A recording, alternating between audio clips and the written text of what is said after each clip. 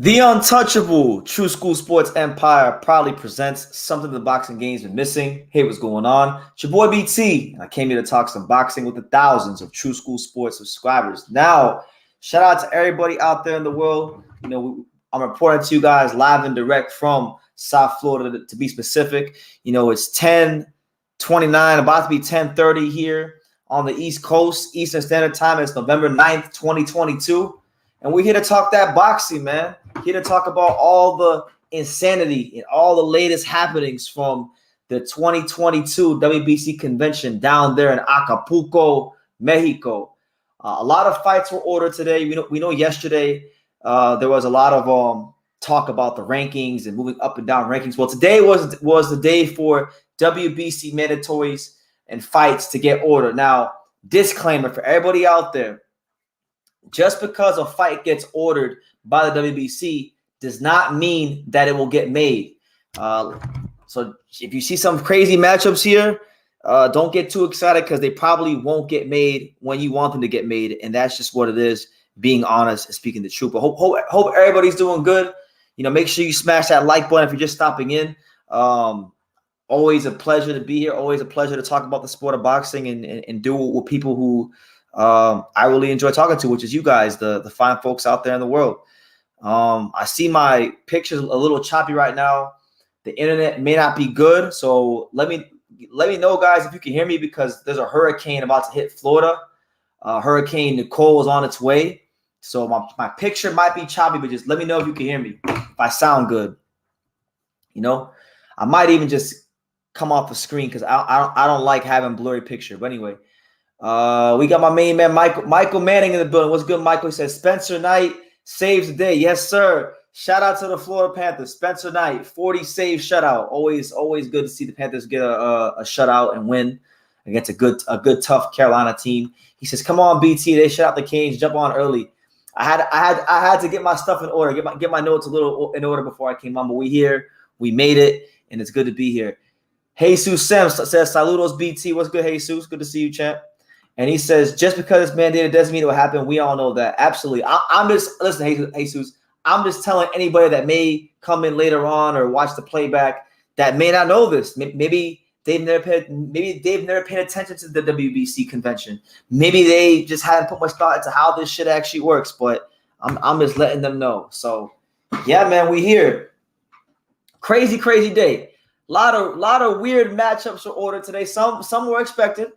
But then some were absolutely, unexpected and kind of out of left field. So we'll get into that. He says, I can hear you. You already answered what I wanted to ask you. What did you want to ask me? What is the whole point of the convention if much of these bouts won't be realized because they will make an excuse and make new rules? I've been to the convention before, so my impression of the convention is I feel like it's an event for promoters, managers, and power brokers in the world of boxing to kind of like kiss up to and for lack of a better term, kiss Mauricio Sulaiman's ass and try to get the fighters in a better position. That's what it's about. Doesn't mean that if they kiss his ass that he'll put them in a better position. But in going there, I just feel like it's a nice time out. They normally have it in exotic locations. Like this year was in Acapulco, Mexico. There's been some years where it's been in like Azerbaijan. So the one year was in South Florida. So they go all kinds of crazy places. And I think it's just a way for Mauricio Sulaiman to get a mini vacation in. They have the WBC dinner where they honor fighters and they have all this extravagant food and it's like a half vacation, half business. That's why I think if you watch what was taking place the last couple of days, Samson Lukowicz looked like he was drunk and hungover both days. He looked like he was enjoying Mexico more than everybody. So, yeah, man. They do change the rules. They do make things up as they go. We know how the WBC is, but anyway, let's get into it, man. Let's get into what transpired today, because I've been talking and rambling for over 5 minutes. Make sure you guys smash that like button so this video gets out to more people. We can get more people in here. But so I'll go fight by fight and I'll kind of just give my guys my take fight by fight on what I think, and we'll go from there. So let's start with we'll actually go in chronological order. We'll start with the heavyweights. The big news of the day wasn't exactly unexpected news, but the big news of the day is that Deontay Wilder has been ordered by the WBC to fight in a final eliminator with Andy Ruiz Jr. Now, this ain't too surprising because this was being rumored back in August when Andy Ruiz fought Luis Ortiz. So, and if anybody's been paying attention to the WBC rankings, it kind of looked like that this was always going to be the scenario that played itself out, because Wilder really never got dropped from his number one ranking. He was always there. So this would be a good fight. I like the Ruiz Wilder fight. I think it's a fight that is a dangerous fight for Wilder. He can lose the fight. But likewise, Ruiz could also lose the fight. So it's a good fight. But I think the greater question when it comes to Wilder and like WBC and the question of like, should he get a title shot? Should he not get a title shot? That's really, to me, the real question that needs to be asked is, should Deontay Wilder, who hasn't won a fight, he beat Helenius, but I'm saying before the Helenius fight, he hadn't won a fight since he fought Luis Ortiz back in the rematch in 2019. So it's been some time since Wilder's been in the win column, and I get it. He lost to a great fighter in Fury, and he was former WBC champion. And I know all the bullshit reasonings they're gonna give Wilder. They gave Wilder the ranking, and they're putting him back in this position. So you don't gotta rationalize with me. I know why this is happening. I understand boxing politics quite well. However, Deontay Wilder, I feel like he's getting privileged over a lot of fighters in the division. I mean, when you look at like Anthony Joshua, you got Anthony Joshua number 6, who I really think that's what they should be looking to make happen. Wilder versus Joshua. Boxing, the powers that be, and the political powers that be should be doing everything in their power to be making Anthony Joshua versus Deontay Wilder. But we're not getting Anthony Joshua versus Deontay Wilder. We're getting Deontay Wilder versus Andy Ruiz, and Joshua's not going to really be doing much of anything. It seems like in the near future. But then you got look at a guy like Frank Sanchez. I mean, I know Frank Sanchez isn't a guy that people get excited to watch fight. I know Frank Sanchez isn't a guy that has a crowd-pleasing style, but Frank Sanchez is a good fighter. And Frank Sanchez has been in these rankings for quite some time. Why does Wilder, who's been losing fights at an astronomical rate over the last couple of years, why is he being afforded the chance to just jump the line over Frank Sanchez? Why? Because he held the belt for a while and defended it a bunch of times. Okay, cool. But you got Frank Sanchez right at number 3. You got there's just a lot of guys who I feel like should be getting their chance in the WBC rankings. Philip Hrgovic is somehow ranked number 15. Why is Hrgovic ranked 15? He should be higher in the rankings, in my opinion. So there's guys out there that should be getting their shot. And I don't think Wilder deserves a shot at the world title right away.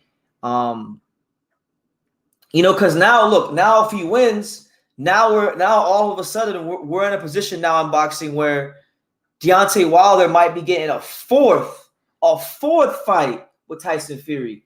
And no disrespect to Deontay Wilder. I met the man myself a couple months ago out in LA. I had a nice conversation with him for about a good 15 minutes. I like Wilder as a person. I enjoy watching him fight. I think he's good for boxing. I think the heavyweight division is better with Wilder than it is without him. All that stuff. I can only say positive things. But in no way on God's green earth should Deontay Wilder be afforded a chance to get a WBC title shot to fight Tyson Fury again. Because I don't like it. I feel like in a way that's protecting Fury and Wilder from other guys in the division. Guys like Hrgovic and Usyk and Joe Joyce and, other, young top guys in the division, even like a Daniel Dubois, who's going to be fighting Kevin Lorena soon. These guys all deserve their shot at glory and their shot at greatness. And I just think a fourth Wilder-Fury fight, it further dilutes the heavyweight division. It further makes things more weird than they already are. And I don't like it. I don't like the optics of how that looks. And I don't like the fact that, we've already seen this fight 3 times. Most people with a rational brain believe that Tyson Fury won the first fight. He knocked Wilder out in the second fight. He knocked Wilder out in the third fight. So in no way on God's green earth should Tyson Fury be in prime position to be challenging for Deontay Wilder if he wins this fight against Andy Ruiz. But here we are, because of politics as usual. Wilder is in that position. So it really is bullshit.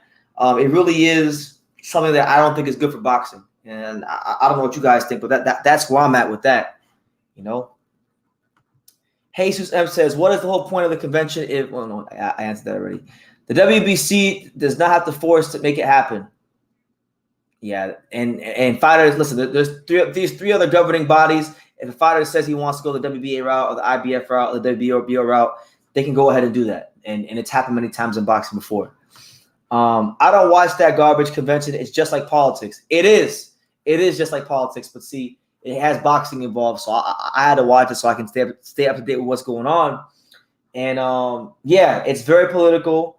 Everyone is kissing Mauricio Sulaiman's ass, jockeying for position to, get a ranking or get a mandatory or whatever the case may be. It's very political. And when people say like boxing is more a business than it is a sport, you really get a sense for what that truly means when you watch things like the WBC convention. But I find it interesting. I thought some of it was entertaining, so I tuned in, I watched, and yeah, you can't really.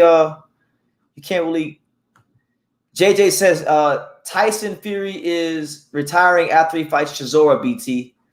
Yeah, that's what he says today. He says that today. He said he's retiring every 5 minutes. When he can stay retired for 2 years, 3 years, because he was out the ring for like 2 years.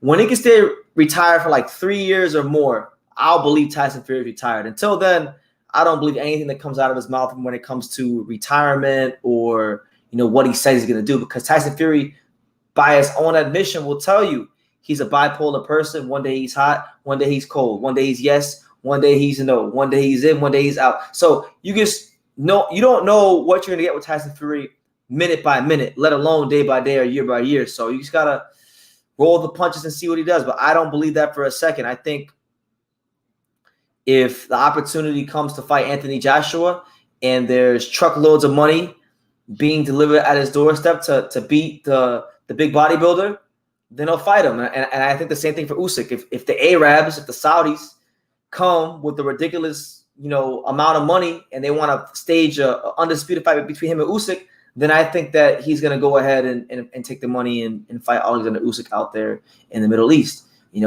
That's just how the cookie crumbles. So, money talks and bullshit walks, and I don't believe Tyson Fury, not one bit, not one iota.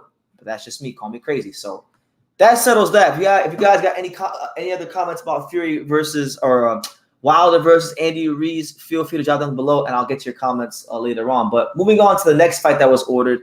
The other fight that was ordered was a fight that we all expected was going to be ordered, and that fight was none other than Errol Spence Jr. and Keith one-time Thurman. Yes, that fight that has been talked about for so long in boxing, which maybe doesn't have the hype it once had. We've pretty much all been anticipating this fight happening. Anybody who can read between the lines has thought that this fight was going to happen ever since the day that the WBC ranked Keith Thurman at number 1, which was like 3 months ago or so. Ever since that day, anybody with a brain was like, okay, yeah, Errol Spence ain't fighting Crawford. He's going to fight Keith Thurman. We all consider that a possibility. And it looks like they ordered it. It was approved. Errol Spence Jr. is not fighting Crawford because Crawford's fighting Avanesian. We know Errol Spence don't want to fight Jaron Ennis because we know what's going to happen to Errol Spence if he fights Jaron Ennis. And then as far as Thionis, I don't know what the situation is with that. That would probably be the only other fight he would take, but that wouldn't be the kind of fight that I think PBC would want to put on, especially when PBC is a company along with Showtime that's not doing very good in boxing as far as like right now where they're at. They kind of failed to deliver some of the top fights out there that the fans wanted to see. So I feel like this fight, while it may not be what boxing fans wanted, it's a good, healthy alternative, and we could expect it to happen. But yeah, I think the build-up will be good, and hopefully, look. And I want to take some time to address this because this made a lot of news yesterday. The whole video of like Errol Spence with his girlfriend, and he's kind of like slumped over, and he sounds like he was sipping on that scissor and sipping on that lean. The girl said he hit him with a car. A lot of people are saying that that was a skit. Some people are saying that no, he's actually really drunk, and we should be concerned for him. So I lean more towards the fact that that video being real. Hopefully it's not, but if it is, like I think it is, then I think that's a very bad sign. And I think that kind of goes back to what Terrence Crawford was saying in his live. Because Terrence Crawford, there was a part of Terrence Crawford's live where he said about Errol Spence, he said, "We know what's going on over there, Errol Spence, and you know what I'm talking about. I'm not gonna put it out. I'm not gonna put you on blast out here, but you know what I'm talking about." But he didn't say what it was. So could it be that Crawford knows about Spence's, maybe alcohol problem, be servicing? I don't know. It's not really my business, but it's been kind of made my business and the business of boxing fans because it was posted out there on his girlfriend's Instagram account. And it's just weird. It's just a whole weird situation.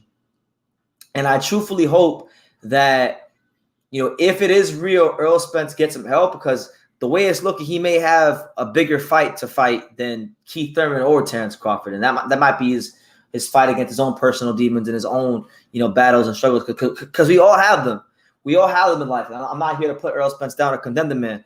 Some people have alcohol problems. For some people, they have sex addiction. Whatever the case may be, people have their own battles they're fighting with every single day. So that's what it is. They're talented. Mr. Rangel says Wilder needs to earn that fourth round with Fury, and I agree. Like, don't get me wrong. I think Ruiz would be a very good win, because Ruiz is a former unified heavyweight champion. Ruiz is a top heavyweight out there. He's like top, caliber heavyweight. So I definitely agree with that. But I'm kind of more on the side of like, I feel like Wilder should have to fight like Joe Joyce, even though I know Joe Joyce ain't ranked in the WBC. But like Joe Joyce, Hrgovic, let me see, is Dubois ranked in the WBC? Like Joe Joyce, Hrgovic, even Otto Wallin. Like, just because guys aren't big names doesn't mean they don't deserve a shot to prove what they can do. Like Otto Wallin fought Fury in that competitive fight a couple years ago, and he hasn't really, like, Dillian White pulled out the fight with him, and he hasn't been able to get any big fights. So maybe Otto Wallin versus Wilder. Maybe there's a lot of guys out there deserving. Martin McCauley's been picking up good wins. You gotta be fair. I know life's not fair, and that's kind of like an idealistic thought, a way to live, and a thought pattern. But I agree with you, champ. Let me see. Kevin Effect, what's good, champ? Salute to you. Was Samson drunk like today? Yeah, he's been like that all week. He's been like that all week. He's been having himself a good time. Samson Boxing LLC has been doing his thing out there in Acapulco, having a great time, living life, showing y'all how it's done. Hyro, shout out to Hyro. He says Tony Harrison wants all the smoke. Alicia Bumgarner is the manager of the year. And you know what? I guess I'll leave Frog over to that, because that was really the highlight of today. The highlight and the most exciting part about the convention today was Alicia Bumgarner. Now, there was a part during the convention where Samson Lukowicz, who is the manager for the towering Inferno, Sebastian Fundora, he requested on behalf of Fundora that basically he become the mandatory challenger to the WBC title for Jermell Charlo.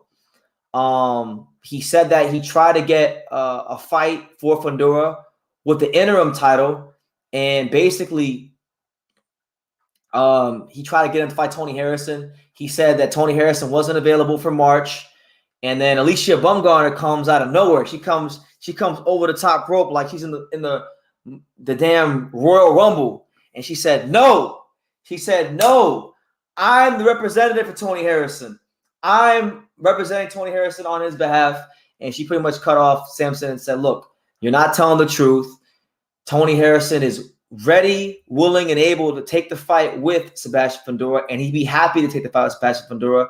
And I think Alicia Bumgarner handled herself very well. I even went as far as to say on Twitter earlier today that Alicia Bumgarner she was a better manager for Tony Harrison than most managers are for their fighters, even though she's not really a manager, but she talked like one, she acted like one, and she sounded like one. So she may have a future in the boxing business in a post-fight career. And yeah, I tweeted about that, and then Clarissa Shields tweeted at me about it, and it's been a little thing on Twitter today. But yeah, man, Alicia Bumgarner, the manager of the year. She can box, she can fight, she can model, she can be a boxing manager. I mean, it sounds like she's a woman of many talents. God has blessed her with more than one talent. So shout out to Alicia Bumgarner. Vinny V says, I don't want to see a fourth Wilder Fury fight, and neither do I. Yeah, it was the highlight of the day. It was really, really interesting to see Alicia Bumgarner. And this kind of like made me kind of happy about Tony Harrison, because Tony Harrison was asked in an interview by the Boxing Voice not too long ago, why don't you go to these conventions and things like that?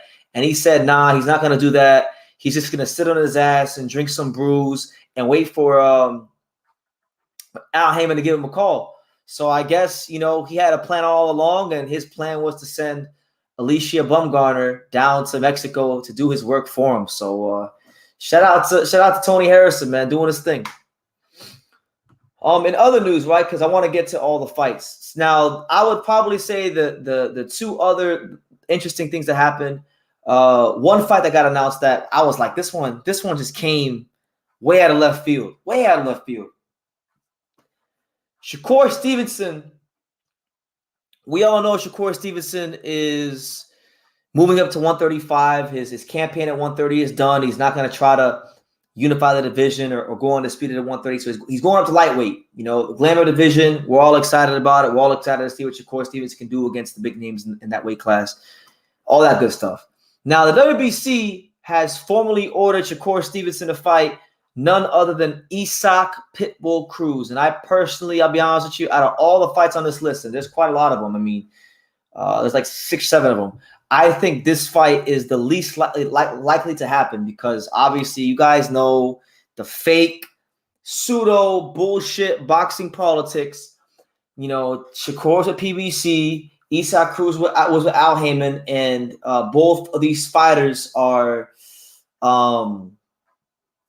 they're going to be used in they're big cogs in the plans of these promoters. So like I think Isaac Cruz is eventually going to be used for a Gervonta Davis rematch at some point, and they're just building up his profile. So putting him in there with a guy like Shakur Stevenson in a fight that he would 100%, without a shadow of a doubt, not even a question in my mind, lose, it wouldn't make sense for them, or at least that's how I think they would think based on how they thought in the past. Shakur Stevenson, he's with Top Rank. I think Bob's lining up for he's going to try to line him up for Devin Haney. So the fight's not going to happen anytime soon. So yeah, there was that one, and then the other one, right now, this one might be actually the most interesting. This one might be the most interesting. I thought this was pretty crazy.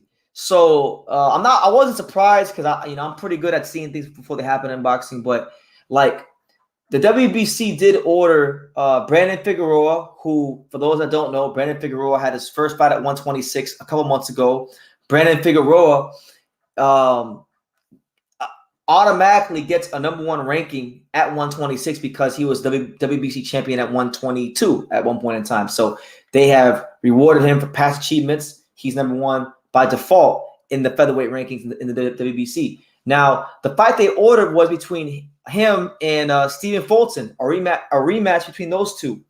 And Stephen Fulton hasn't formally announced a move to 126, but they've ordered a fight for 126. So, I went to this fight. I was at this fight live and in person at my favorite venue in Vegas, the Park, the Park MGM. And I thought Fulton beat Figueroa pretty clearly. I didn't think it was a controversial fight. I thought Fulton won a clear but competitive fight. That's what I thought. Many people disagree. Many people say Figueroa won, so they want to see this rematch at 126. Now, I didn't want to see this rematch at 126 because I don't think Stephen Fulton lost, and I don't think it was controversial.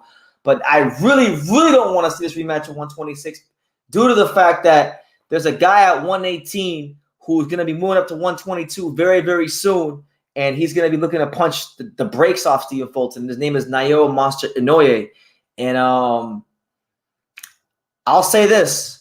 Stephen Fulton can always go there and fight at 126, win the belt, and come back down. But the likelihood of that happening is slim to none. If he goes to 126, he's staying at 126. And I truthfully believe Stephen Fulton is going to avoid Inoue. If he goes to 126 and he fights Figueroa, he's going to stay there. And it should be looked at as a duck, because the one fight that people around this weight are clamoring for is him versus Inoue. And, I had the honor and the privilege myself about 3 months ago when I was in Philadelphia, and I talked to Stephen Fulton myself, and I asked him myself, I said, cool boy, are we going to get this fight with Inoue? Is that a fight you would take? And he said, of course I want to fight him. And of course I could beat him. And I see a lot of flaws, the things fighters say. He said all those things. He gave us the whole spiel. And he said he wants to fight him. And I even heard him say in the gym that day that he would be willing to go to Japan to fight Inoue. But, he hasn't done anything yet. But with the WBC ordering this, and with this being two PBC fighters, there's no reason for me to think, based on past history, why he wouldn't take this fight. Why, he wouldn't go ahead and fight Brandon Figueroa. Now, my man Kevin Effect says MJ Akhmadaliev is ducking.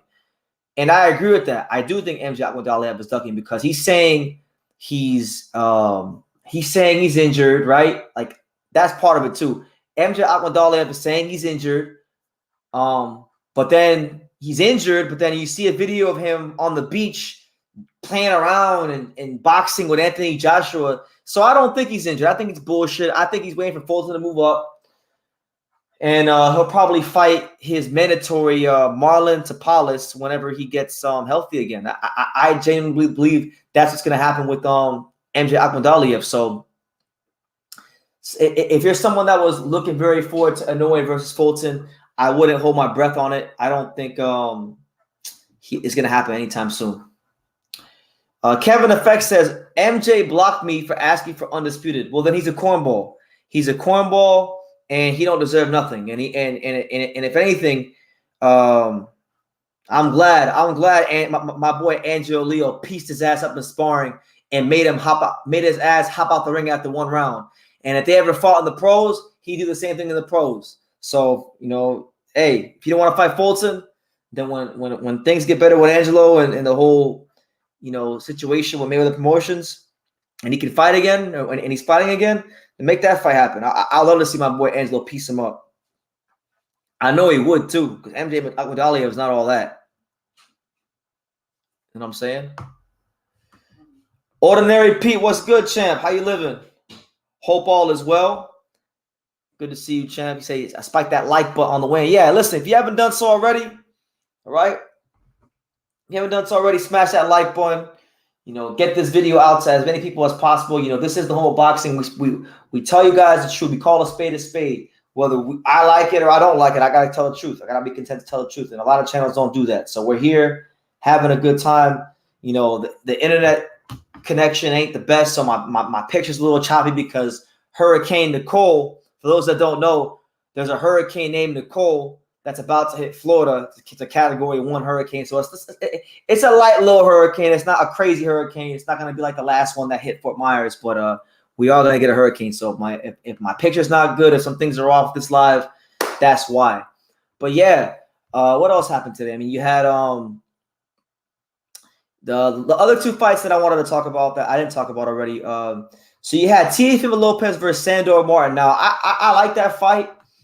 Sandor Martin hasn't had a chance to really prove himself against a big name since he beat a big name and exposed Mikey Garcia and kicked him the fuck out the sport. Sandor Martin, God bless him, man, because I don't like Mikey Garcia. Mikey Garcia was on some diva shit for a while. He avoided Regis Prograde. He avoided a lot of guys in his career, and he was always a diva. Good fighter, just a diva. And I'm happy that I was happy when Sandor Martin beat him. But then now boxing politics have been unkind to Sandor Martin because now there was the whole thing yesterday where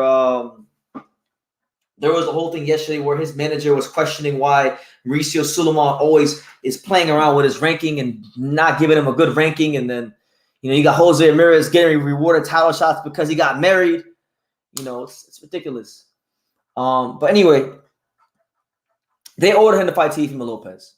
Good fight, I think, for Teofimo Lopez. It's the kind of fight that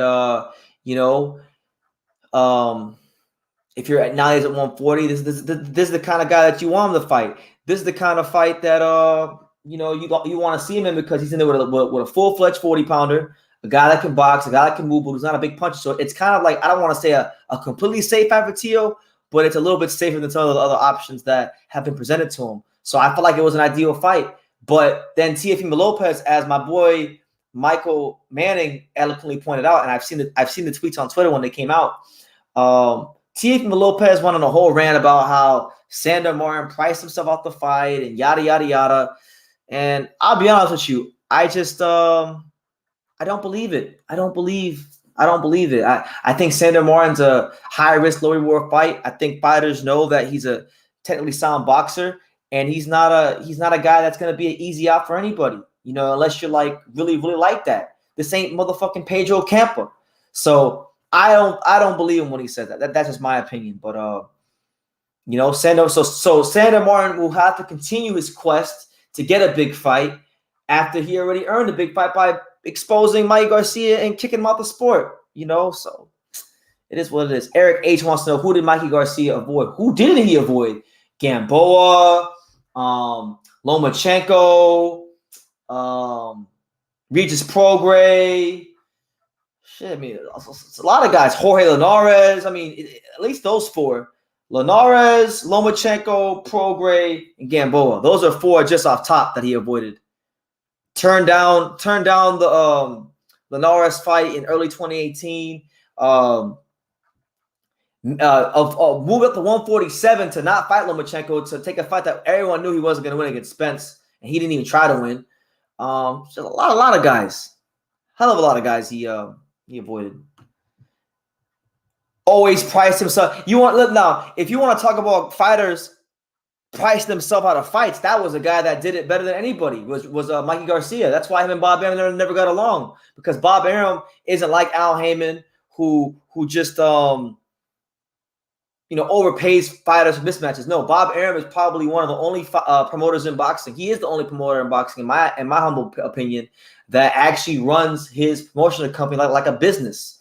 And he's not going to give a fighter who, he's not going to give a fighter the kind of purse that's the fight's a $2 million caliber purse, but the fighter wants $7 million. You're not going to get a Jesse Vargas, Mikey Garcia, $7 million payday for Mikey Garcia with Bob Arum, because he's not an idiot and he's not in the business to lose money. He's in the business to make money. And Mikey Garcia didn't, he didn't care about that. He just wanted to get paid because he didn't understand the business. So then, he priced himself out of a lot of fights and then avoided a lot of fighters in the process. So, yeah, man.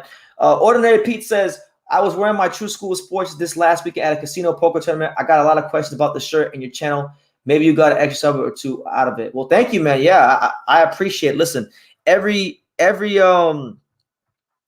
subscription I get here on True School Sports is appreciated, man. Because a lot of times when you tell the truth and you tell the truth about all fighters, you lose a lot of subscribers. I mean, I haven't checked in a long time. I haven't checked in about 3 months, but the last time I checked, my whole time on YouTube, I've lost like 13,000 subscribers, like 12 or 13,000 subscribers.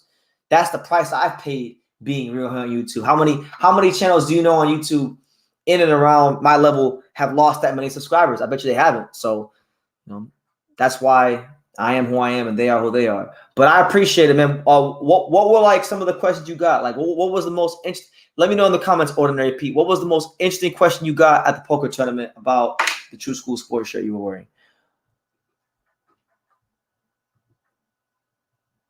Let me see. Yeah, they didn't want to fight Sandor Martin. They're ducking Sandor Martin. Yes, sir. Top Rank has a budget because of ESPN. But no, Jesus. Top Rank, even back in the HBO days, because Mikey Garcia wasn't even fighting like a lot of these disputes with Bob Arum. A lot of these disputes with Bob Arum were pre top-ranked ESPN days. And he was having problems with him then because he just made unrealistic demands. So that's why you always hear Mikey Garcia badmouth Bob Arum, but then praise Al Heyman. Now, I'll make it no secret. I'm not the biggest Al Heyman guy. He's put on some great fights. I've enjoyed a lot of PBC fights. But again, Al Heyman is the guy that took millions and millions of dollars of hedge fund money and then started paying guys like Peter Quillen, like $1.5 and $2 million and big money fighting guys like Michael Zarafa. So he like all that money he got, he blew through it quickly. And that's just not how Bob Arum was. That's why Mikey Garcia has always had a problem with Bob Arum, and that's what it is. But let me see. What was that last fight? There was one more fight that I didn't discuss. The last fight that I didn't discuss was Benavidez versus Caleb Plant. Now, this fight was already made by both fighters have already announced this fight. It's not any new news to us, the fight fans, but what they did state was that David Benavidez and Caleb Plant will be fighting for the WBC interim title. So the winner of that fight will become Canelo's WBC mandatory. Now, should boxing fans really get too excited about Plant or Benavidez being Canelo's mandatory? Because let's just be real. Let's just be real, and let's call it a spade a spade. When the fuck was the last time Canelo fought a mandatory? And don't tell me he fought Avni Yildirim as a mandatory, because that doesn't count. That wasn't a mandatory. That was a fighter that he requested as part of him being WBC franchise champion. That wasn't a mandatory challenger. So when was the last time he fought a mandatory challenger? Because I can't remember. It's been a long time. Now, the WBC is a business. They love to make money.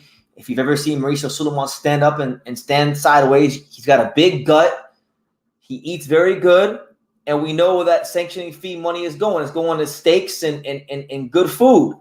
So he's going to look at making the best fights that financially and best benefit the WBC. So I feel like if Benavidez beats Caleb Plant, which I think right now I'm leaning towards Benavidez beating Caleb Plant, even though I really, really, really, really, really want Caleb Plant to win.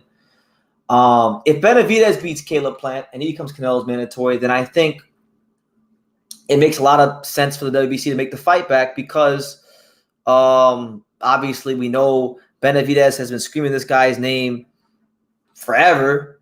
And, it's a fight that a lot of box fans want to see. Now, me personally, I really don't care what happens with that fight, because I don't like Benavidez or Canelo. I actually like Canelo more than I like Benavidez, because Benavidez has been getting so annoying. The way he just continues to kill himself to make this weight and avoids going up to 75 where he should be. He's wasting his career at 168. And I don't even care. I don't even care that he's fighting Caleb Plant. I still think he's wasted his career, because this fight should have happened in 2020. But Samson Lukowicz didn't want to make this fight. And I almost feel like this fight's only gotten made because of all the stuff that's gone on with Crawford and Spence. This is just being used as a diversion to deflect from what's going on with Crawford and Spence. Showtime's losing money. PBC's not like in the best position this year, and they had to do something to get people, to believe in them again. So they made this fight they should have made 2 years ago, before Canelo was even in the damn weight class. But what do I know? Anyway, a lot of people in here are getting really animated about Figueroa beating Fulton. Figueroa did not beat Fulton. That's a joke. Like, that is a joke. I don't understand how you guys think Figueroa beat Fulton. I thought it was a good fight. I thought Figueroa gave a good account of himself. But why? Because he was aggressive and he threw a lot of punches? No. The better and more effective fighter was Stephen Fulton. And if they fight again, Fulton will just beat him again. And you guys will say, oh, well, he got robbed again. And you won't give Stephen Fulton credit. I was there. It was a good fight. Respect to both of them for taking the fight. Hopefully they fight a second time. The rematch is good. But honestly, look, fuck the rematch, man. Fulton need to stay at 122. I don't care what he does. Just stay at 122. Fight somebody. Stay active. And wait for Inoue after Inoue beats Paul Butler for undisputed. And make the super fight. Give the fans the fights they want to see. Here we go. Eric says, we know you hate on Mexican fighters. Negative. See, Eric, let me explain something to you. If you haven't been paying attention, let me get you the fuck about your feelings, champ. I am what you would call an equal opportunity asshole. I hate everybody. I hate America. There's fighters I don't like that are American. There's fighters I don't like that are British. There's fighters I don't like that are Puerto Rican. There's fighters I dislike fighters from all ethnic groups. And saying that I hate Mexican fighters or I don't like Mexican fighters, whatever. That's just something you're saying to justify your feelings, which aren't even true. Because the reality is, I've probably covered more Mexican fighters than some of your favorite channels, and I probably know more about Mexican boxing than you do. Honestly, being honest with you. So yeah, and just so you know, one of my favorite boxers is Salvador Sanchez, who is what? Mexican, the best Mexican fighter there is ever, and that there will ever be. Dolphin, and by the way, the Miami Dolphins are my favorite NFL team. They're my second favorite NFL team behind the Carolina Panthers. But shout out to the hometown Miami Dolphins. Tua, yes sir, we coming. But anyway, he says Caleb Plant, Dave Benavidez, in my opinion, Plant will outbox them. I hope you're right. I would like to see Caleb Plant win because this Benavidez hype has just been unbearable over the last 2 years. The dude has a worse resume. People are always so quick to talk about resumes.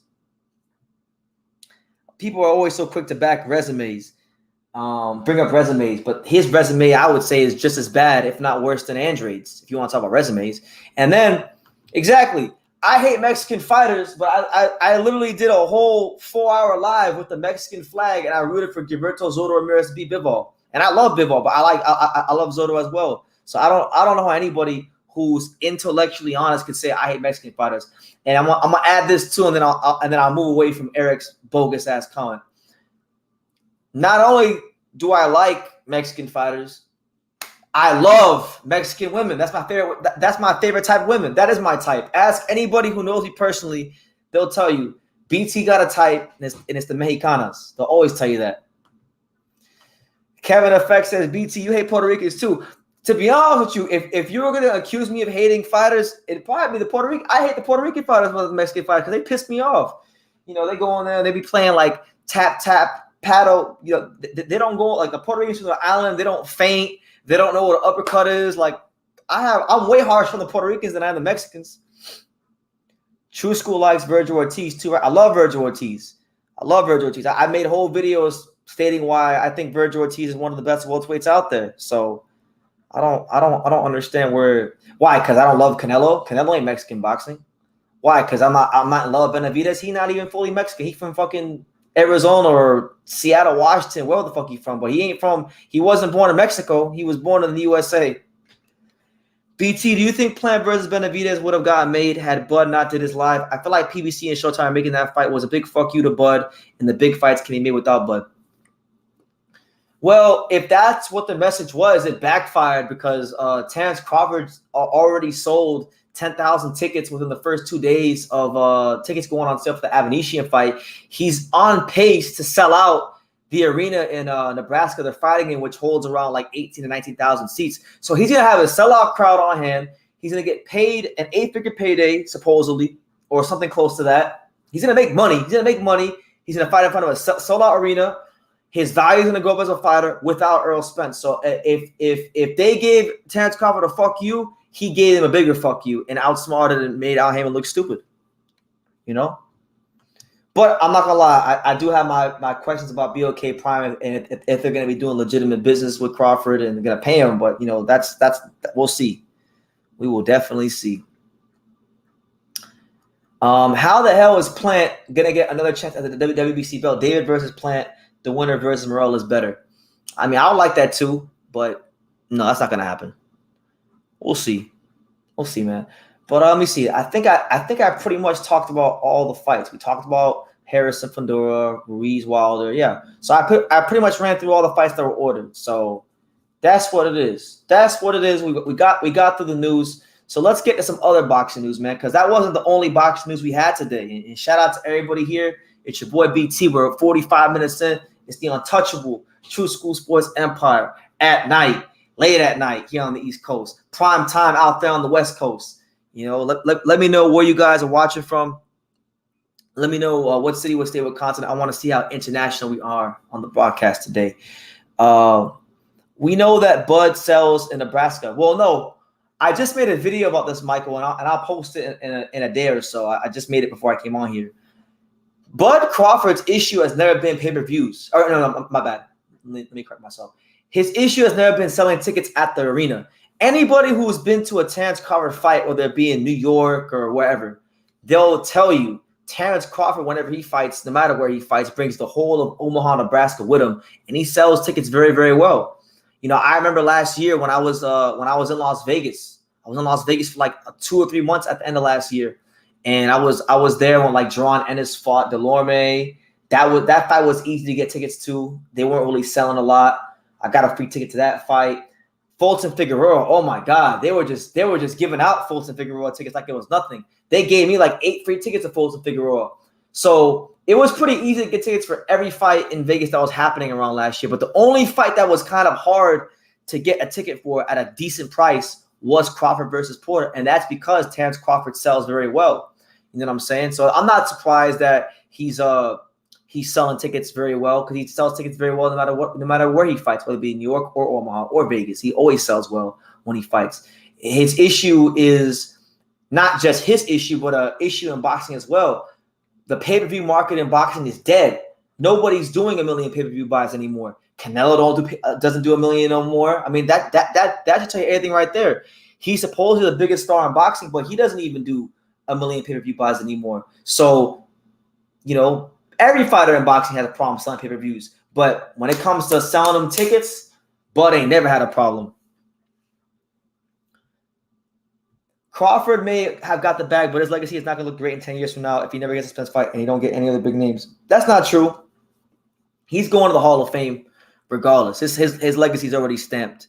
So, I mean, do I think that Terrence Crawford should get a big name? Yes. But part of the reason why he didn't get a big name was Mr. Farmer Spence and PBC. They didn't want to. They didn't want to fight him because for whatever reason, not just with Crawford, but whenever Al Heyman has to make fights with somebody outside of PBC, PBC's ran like a fucking cult. They don't want to make fights that are not in-house. Crawford only cares about his bag, not his legacy. Good for him, bad for the fans. You think so? Because I thought he tried to make the Spence fight. I mean, listen, I think they both had a role to play.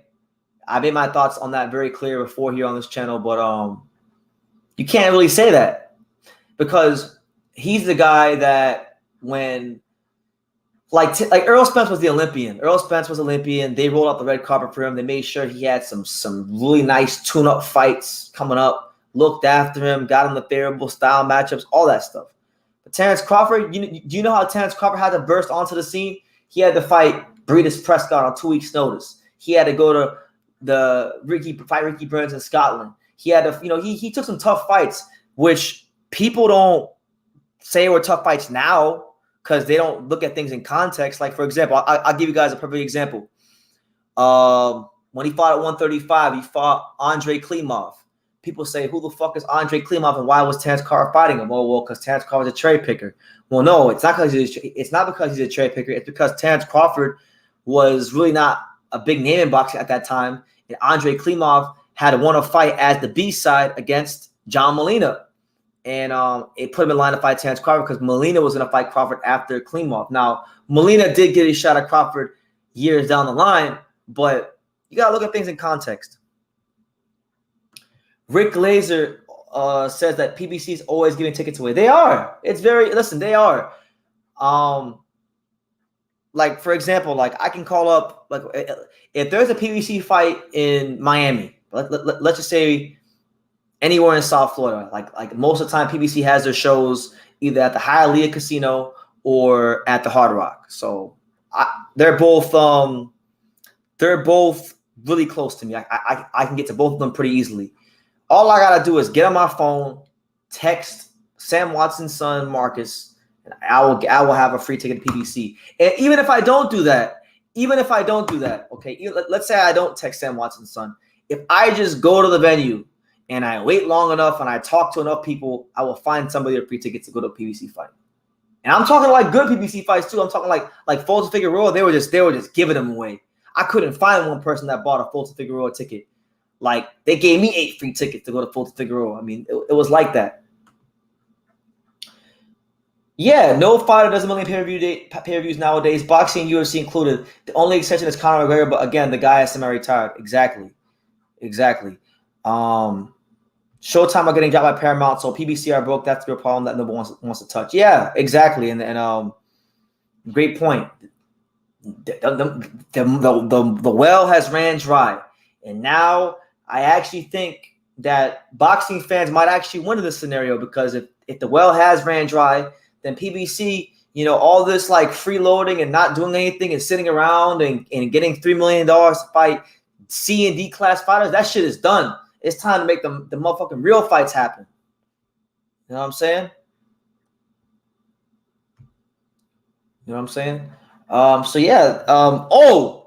I don't know if y'all heard this. And shout out to everyone here. Make sure you smash the like button, subscribe if you're new to the channel. Definitely feel free to super chat and support the channel. By the way, guys, we go on live Saturday for Johnny Beck and Denzel Bentley, as well as Montana Lovers TV Spark. And also, we go on live for the circus known as Floyd Mayweather versus Deji on Sunday, because we ain't got nothing better to do. So make sure you guys join me live for both of those. But anyway, in other news, I don't know if y'all heard, but Jose Cepeda apparently beat up some dude at the gym, some random dude at one of the gyms in California, and he was accused of attempted battery and went to jail on Tuesday and was released.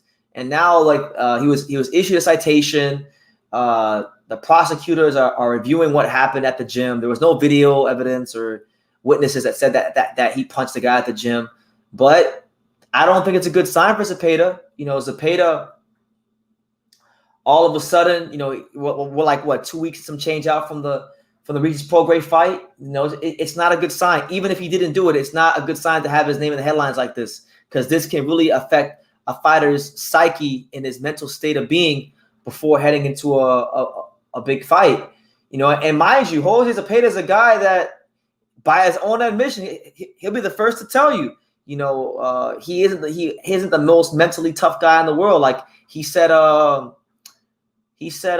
the Baranchik fight that he doesn't believe in himself sometimes and all these kind of things. So, if this puts any sort of like problems with his preparation, then I could really see this being a factor. Because I'm gonna tell you this: if he was fighting a lesser fighter, then I would say, okay, it's not a big deal. But he's fighting motherfucking Regis Prograis. He's fighting a guy that you can ill afford to have any sort of like slip ups within your preparation for the fight. Regis Prograis is a real deal. He's a world-class fighter. This is a guy that's only lost is to, Josh Taylor, who was undisputed in this weight class. So, and everybody else he's beaten, and he's beat some good fighters. So, we'll see what happens. I'm just, as a boxing fan, I'm kind of just hoping that this really doesn't prevent the fight from happening. Like, God forbid the prosecutors come out and say like, oh, well, he's got to be in court, on this day, and then it drags out, and then, they can't make the fight for whatever reason. Then I'm going to be very pissed off because, right now in boxing, guys, look, this is our schedule for the rest of the year. We got this weekend, we got, really the only 2 great fights we got left in boxing, I would say, or only 3 good or great fights we had left in boxing, in my opinion, are Prograis Cepeda, Chocolatito Estrada 3, and John Ryder versus Zach Parker. That's it. If we're talking about main event fights left in 2022, is Prograis Cepeda, Chocolatito Estrada 3, Zach Parker, and John Ryder. Everything outside of that is it's either or it's trash. So that's not good. It's not good. And I don't like it, And Zepeda's had this problem in his career all the time of being a fighter that's always right there. He's right there, and you can tell he's good enough to get over the hump. But for whatever the case may be, whether it be mental in his head or stuff outside the ring, he always finds a way to get in his own way. And it's just not a welcome sign going into a fight with World Guru Regis Prograis. Because one thing about it, and one thing about Regis Prograis, you gotta understand where he's coming from. Regis Prograis he's not had a big fight in 3 years. It's been a long, tough road for Regis Prograis to even get to this point. You know, Regis Prograis should have fought for a world title a long time ago. But the thing about it is Regis Prograis is one of those guys that when he doesn't have a world title, guys aren't going to jump up to fight him because why fight him? Why fight him? This guy's a strong, explosive, hard-punching southpaw that can box. You know what I'm saying? That can really, really box if he needs to. But he punches like a mule, and he's in great shape, and you're not gonna ever catch him slipping as far as conditioning is concerned. So it's like, and on top of that, he has a lot to prove because a lot of people have been overlooking Regis Prograis for a lot of years, and he wants to remind the world of why we rated him so highly in the first place. And, you know, he has been, he's been fighting these guys like Tyrone McKenna and what's the other guy's name? Who's the guy that he fought on the Mario on the Tank Davis on the card? He fought what's that guy's name? Who's that Mexican dude from the middle of the gym that he knocked out like in one round?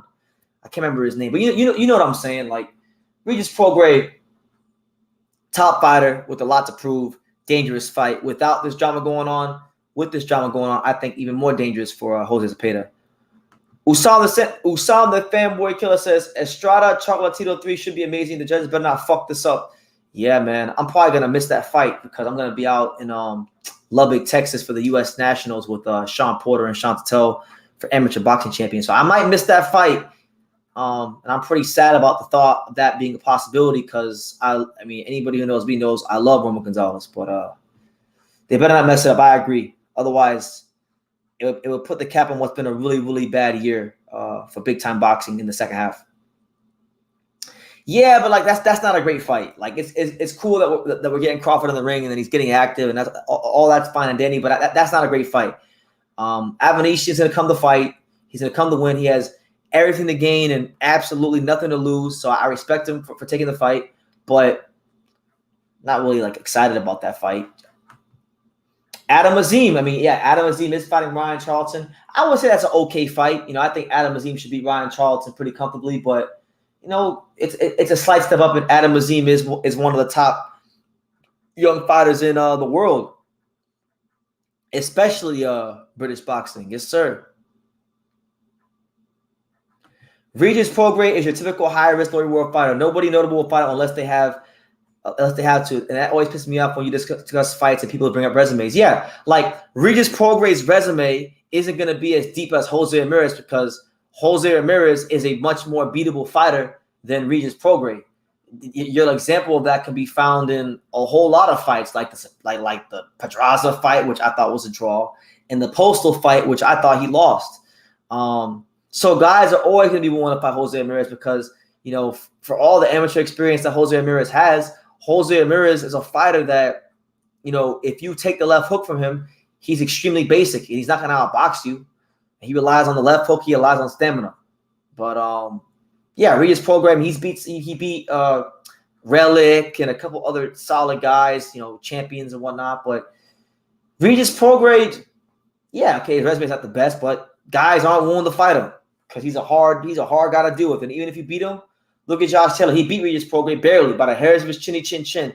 But that whole eye the next morning looked like a freaking crater. It looked like freaking Mars was on his left eye because Regis Prograis dished out a severe beating to him, even though he won.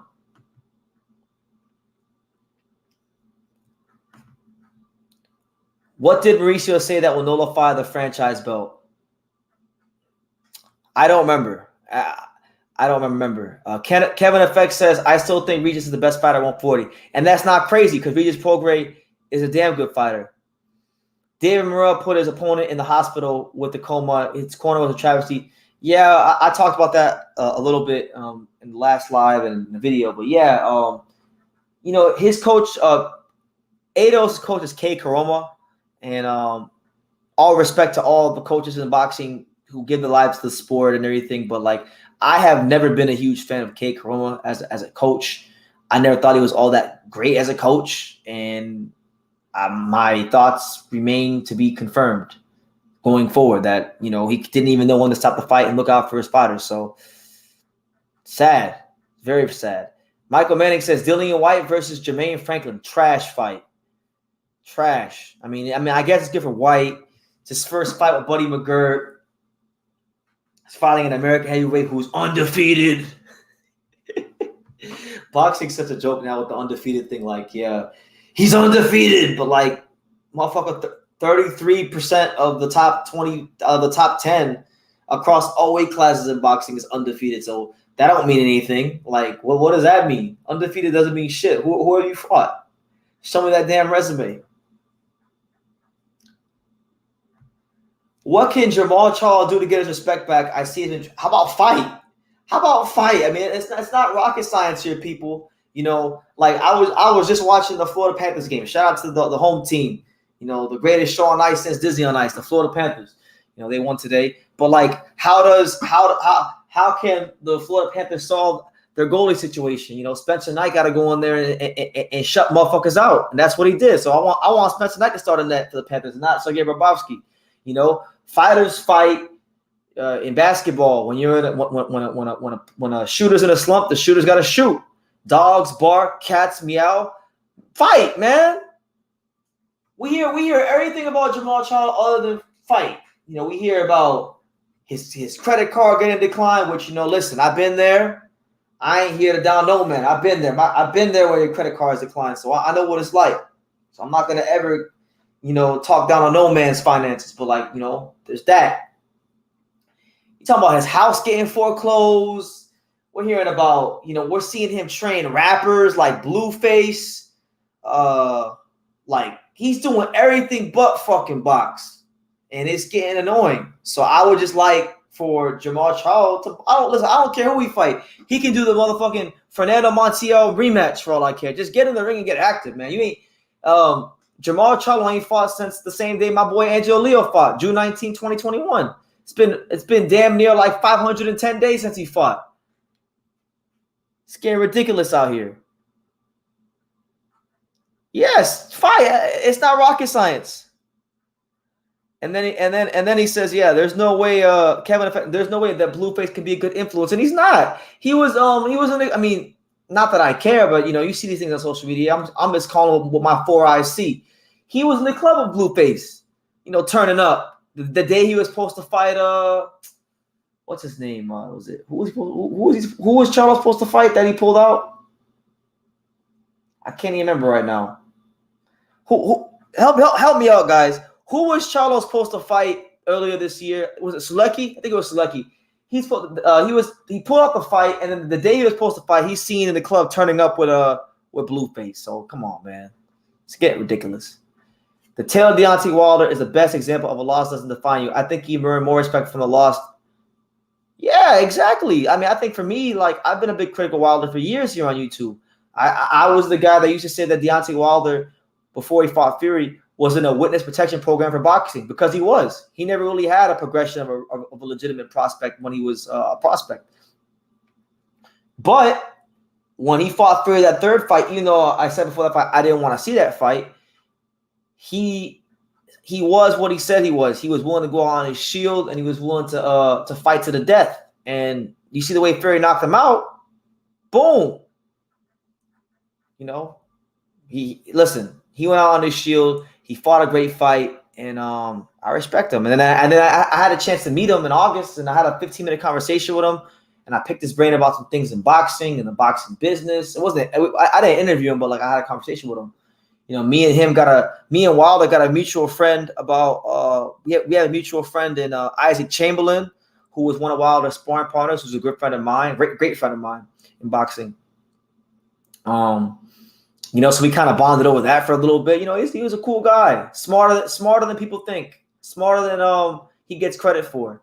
But yeah, like, awesome fighter.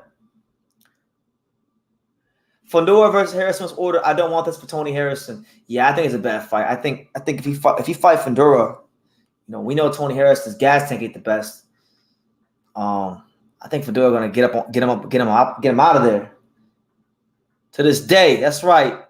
To this day, let's go, champ. The untouchable True School Sports Empire. We're here late at night, the late night edition. You know, I would have been live earlier, but I had to watch my Florida Panthers play, so I still made sure I made time.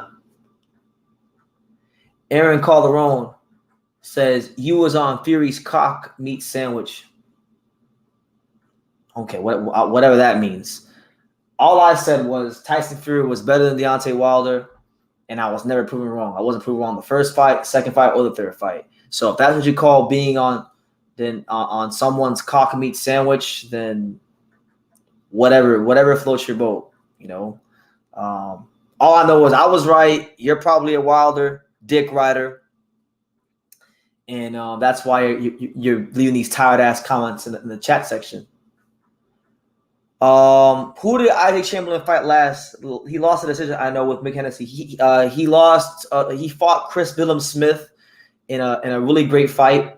Probably one of the best fights of the year. It's such a great fight. I actually bought the magazine. I bought the magazine. It's on my wall. I thought Isaac showed a lot of heart. You know, he got his orbital bone broke in the second round.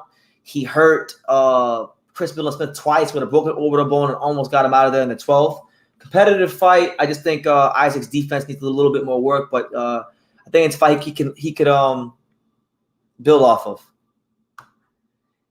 David H Money, what's good, champ? Shout out to H Money. Make sure you guys go subscribe to my guy H Money. He's doing a great job covering boxing. You know, doing a hell of a job. I gotta really give the man his due. We know he loves Dan Morrell, and he's not wasting any time letting y'all know that he loves Dan Morrell. He said Dan Morrell is the future of boxing. Dan Morrell Jr. will knock out Canelo. And speaking of that, H Money, I'll tell you a story. I went to when I went to the Luis Ortiz Charles Martin fight on New Year's Day this year. That was the first show of the year, New Year's Day, January 1st. Dan Morrell was there, and I remember I saw him walk up to Canelo, and I was way too far to hear what he said to Canelo. But man, he was so much bigger than Canelo, and most guys are, but like it was like by a lot. It was by a lot, and you know, with Morrell's speed, power, angles, that'd be a really good fight. You know, Dave Morrell does have a version of that WBA title. Make that shit happen. I don't think it will because it don't really make business sense with Canelo Alvarez. You know, they're going to say, what does Morrell have to bring to the table? All that bullshit. And they're not going to fight him. Because look, I mean, I'm not trying to like make fun of the situation, but like, look what he did to your Bostonuli, Idos, whatever his name is. You know, dangerous man. That's a bad boy, Dave Morrell.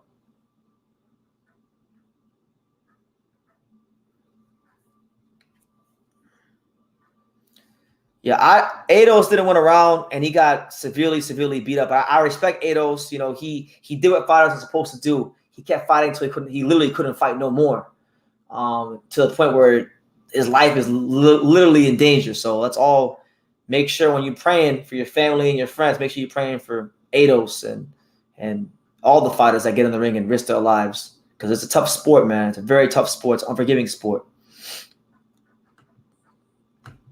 But look, guys, I think on that note, guys, I'm not going to make this a long, drawn-out live. I just wanted to come on here, you know, talk my shit and, you know, vibe with you guys for a little bit, you know. But let me see. What's today? Wednesday? Today's Wednesday. So what, Thursday? Unless anything crazy happens in boxing tomorrow, I'm probably not going to go live tomorrow. Friday, I'm probably not going to go live. So probably no live till Saturday. No live till the actual fights on Saturday with Johnny Beck and Denzel Bentley. But if anything happens in boxing, we're talking about Thursday or Friday, we'll definitely go live Thursday or Friday. But yeah, guys, on that note, you take care. Be on the lookout for like all the new content coming out on True School Sports. Tell a friend to tell a friend, and definitely you know, we're getting closer to that 50K, man. I'm looking very forward to hitting that 50K because, you know, I've lost so many subscribers over the years, so like that's gonna be a big number for me. So yeah, on that note, guys, you guys take care. Live fight reactions on Saturday. Make sure you guys tune into those. Like I say in every single one of these videos, you can love me or you can hate me, but I'm just a kid from Daniel. So until next time, take care, guys.